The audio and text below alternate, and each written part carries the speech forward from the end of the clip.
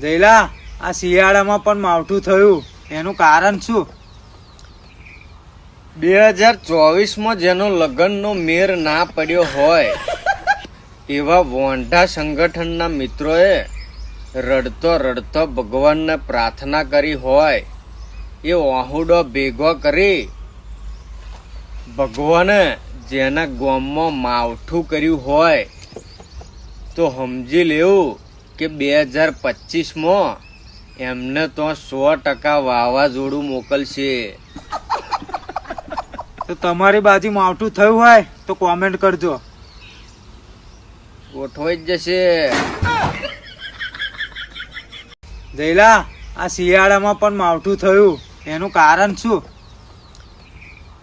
2024માં જેનો લગ્નનો મેર ના પડ્યો હોય એવા વોંઢા સંગઠનના મિત્રોએ